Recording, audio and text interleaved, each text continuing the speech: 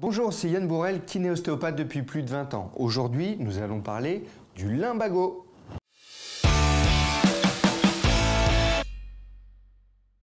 Coucou Yann, déjà est-ce que tu peux nous dire ce que c'est le lumbago?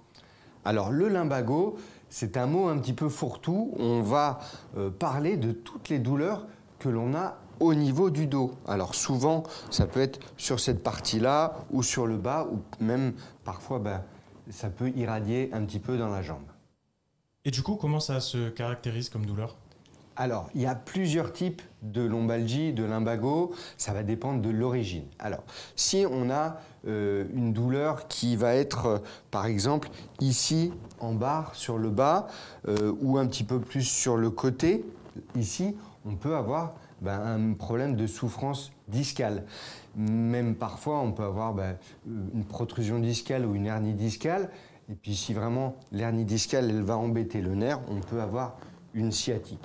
On peut avoir d'autres raisons aussi de souffrance. Ça peut être par exemple un blocage de la sacro-iliaque, qui est cette articulation-là entre le sacrum et l'os iliaque, ou au contraire une hypermobilité, on manque de tonus musculaire et donc du coup on va avoir trop de mobilité à cet endroit-là et on va avoir des douleurs qui vont être toujours un petit peu ici.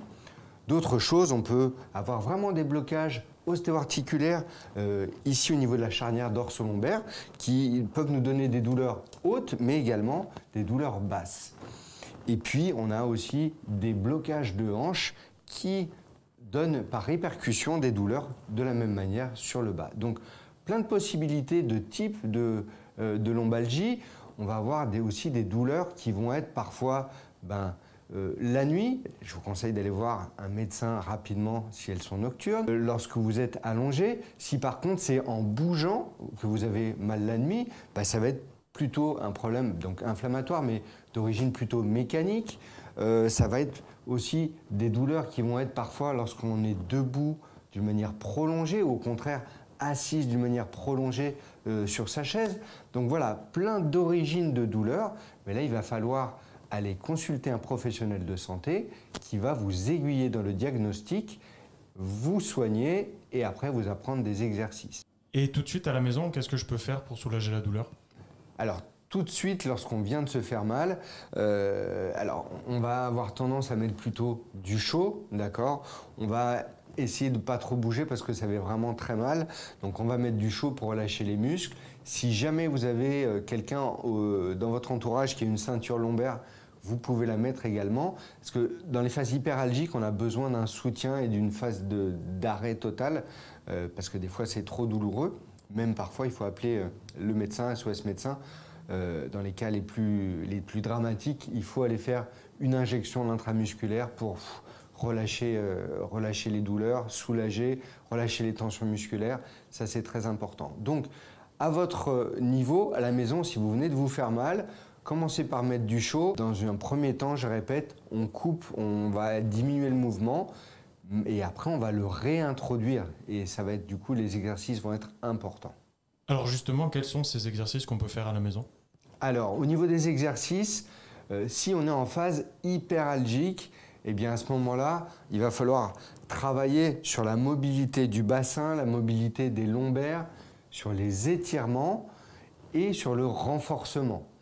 Parfois, si on a vraiment une douleur nerveuse, il va falloir aller mobiliser le nerf. Et maintenant, je vais vous montrer tout ça avec des vidéos.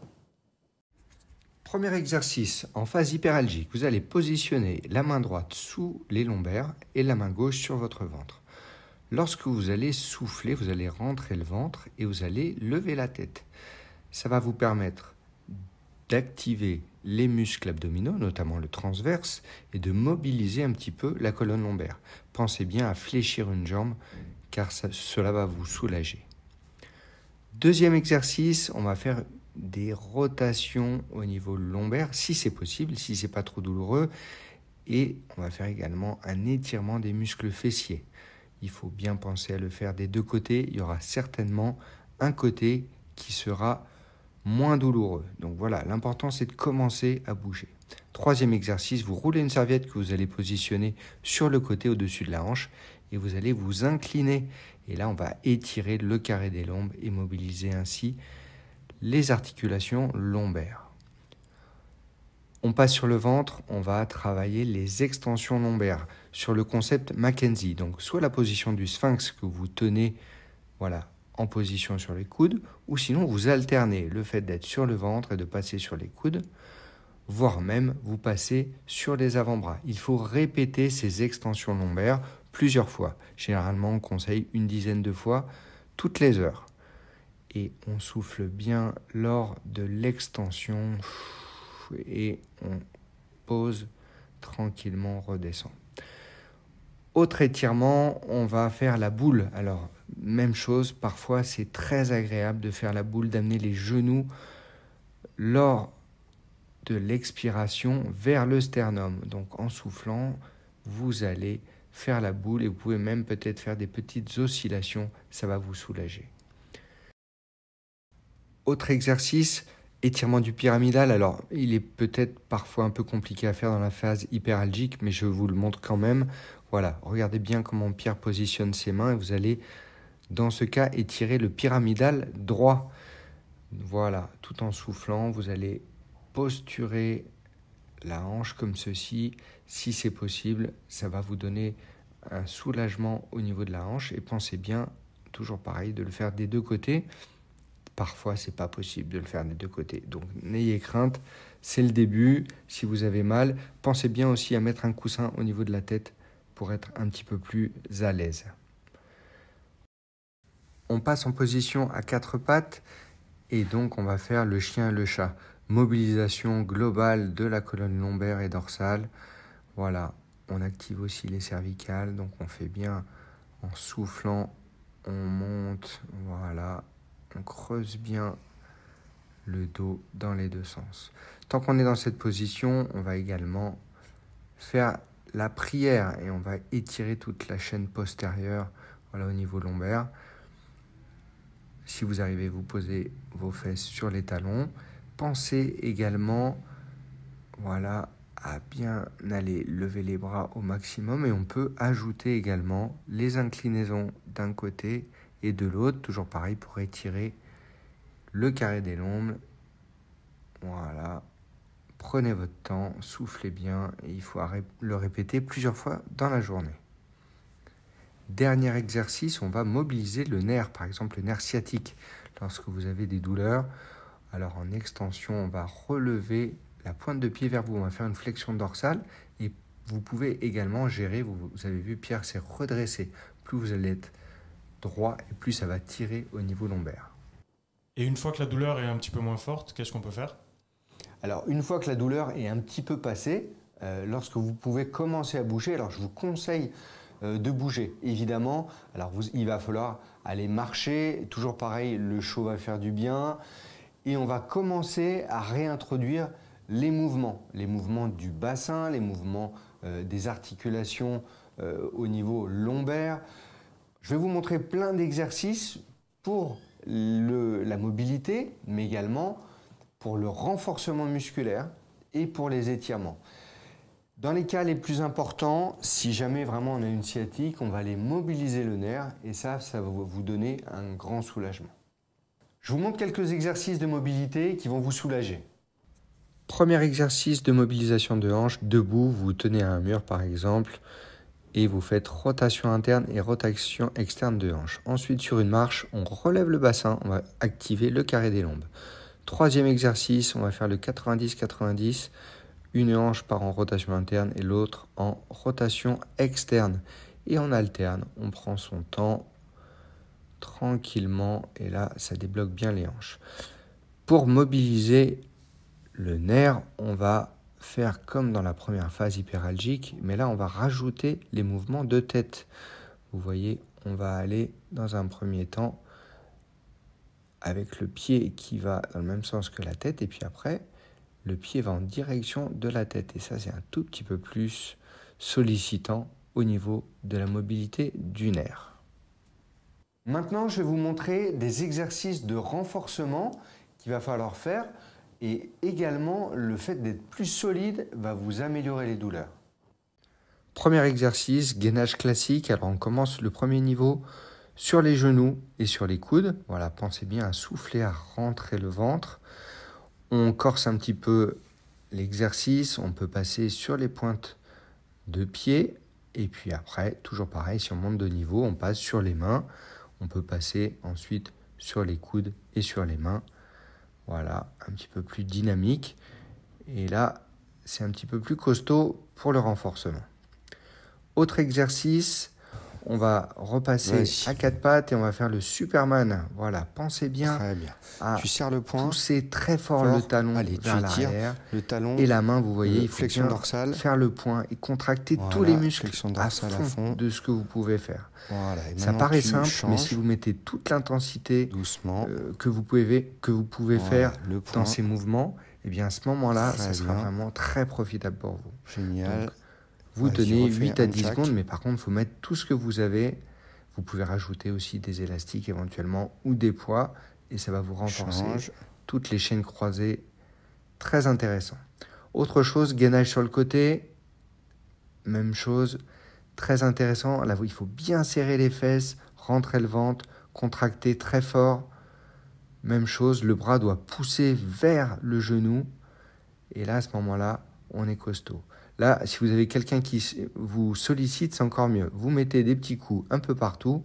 Ça va vous permettre vraiment d'activer les muscles. Et je vous promets qu'il faut pousser fort. Et ça donne vraiment des très grosses sollicitations. Ça fait comme une pelleteuse. Il faut vraiment rapprocher le genou du coude. Maintenant, je vous montre des exercices d'étirement musculaire qui vont vous apaiser les tensions et diminuer vos douleurs. Étirement du pyramidal sur une table, par exemple. Voilà, il faut bien mettre le genou sur la table, croisé, et puis après, là, vous allez gérer l'inclinaison que vous pouvez faire. Voilà, le top, c'est d'aller chercher vraiment sur le côté, et plus on va sur le côté, plus on sent la tension sur la fesse. Et là, c'est vrai que c'est des étirements qui font du bien. Autre étirement, si vous avez un élastique ou une serviette, vous vous mettez sur le dos, ça c'est pour étirer la chaîne postérieure, simplement. Donc là, il va falloir en plus rajouter des fois rotation interne ou rotation externe et également de l'abduction, c'est-à-dire le fait d'écarter la jambe sur le côté. Pensez bien à étendre le genou, voilà.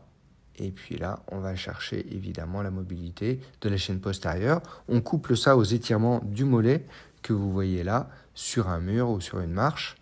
Donc soit le pied vers l'avant, soit le pied vers l'arrière. Et là, on étire bien la jambe droite. Voilà, on met le talon dans le sol, on tend bien la jambe et on doit sentir une tension. Étirement maintenant au niveau des fessiers, niveau 1, niveau 2, niveau 3. Voilà, vous voyez, on augmente la rotation et c'est le bras gauche qui va mettre la tension. Et peut-être que là, au niveau 3, on peut faire sur le dos avec l'aide de la main. Pareil, le pyramidal, mais un petit peu plus poussé, un petit peu plus fort que ce que je vous ai montré au tout début. Ok, parfait. Et du coup, quand on a fait ça, est-ce qu'il faut quand même aller consulter ? Bien sûr, il faut consulter, commencer par aller voir le médecin parce que lui, il va pouvoir vous enlever les red flags, les choses importantes où il va falloir vraiment être précautionneux là-dessus. Alors, il va y avoir, si vous avez une perte de force, immédiatement, il faut foncer chez votre médecin. Si vous avez des douleurs nocturnes fortes et invalidantes, allez bien chez votre médecin. Donc ça, c'est les choses vraiment importantes. Et lui, il vous fera tous les examens et il vous donnera les médicaments qu'il vous faut pour vous soulager. Mais commencez toujours par aller chez le médecin si vous avez ces symptômes-là. La deuxième personne à aller voir, c'est l'ostéopathe. L'ostéopathe, souvent, il va avoir une approche mécanique.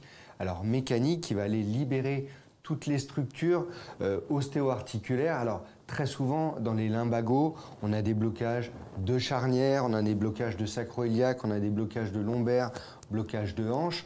Donc là, il vous faut quelqu'un qui soit habile et rapide pour débloquer au maximum toutes les structures. Évidemment, on peut aller travailler sur le ventre et d'autres structures. On va, comme ça, redonner de la mobilité, libérer des tensions et ça va déjà vous apaiser. En dernier, vous allez voir le masseur-kinésithérapeute qui, lui, grâce à la technologie, comme la T-CAR-thérapie, le laser ou d'autres machines encore, il va agir sur l'inflammation et sur les douleurs.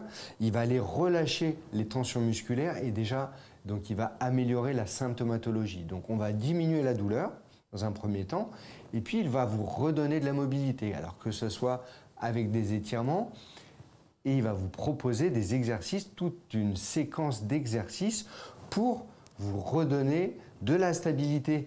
On sait que la science démontre qu'il nous faut du mouvement pour se sortir d'un lumbago, mais on a besoin de tous les acteurs du parcours de soins, le médecin, l'ostéopathe, le kiné, pour après gommer toutes ces souffrances et ainsi aller de mieux en mieux. La base, je répète, ça va être le renforcement musculaire, la mobilité et les étirements. Et comme ça, vous allez avoir un dos qui va aller super bien. Et est-ce que tu as un dernier petit conseil pour nous? Alors, il faut absolument bien comprendre que c'est le mouvement qui va améliorer votre lumbago. Deuxième chose, n'oubliez pas que le massage fait quand même du bien. Alors, même s'il n'est pas prouvé scientifiquement, contrairement au mouvement, mais il donne un soulagement immédiat qui est super. Je vous ai partagé une vidéo de massage de dos. Vous la trouverez dans ma chaîne YouTube. Vous verrez comment aller diminuer les tensions musculaires au niveau des paravertébraux, au niveau des fessiers, au niveau des hanches. Et déjà, rien que ça, si vous le faites faire à la maison ou par un professionnel de santé, waouh, ça fait déjà beaucoup de bien. Voilà, j'espère que cette vidéo vous a plu. Alors n'hésitez pas à liker cette vidéo et à vous abonner à ma chaîne. Et je vous dis à très vite dans une prochaine vidéo.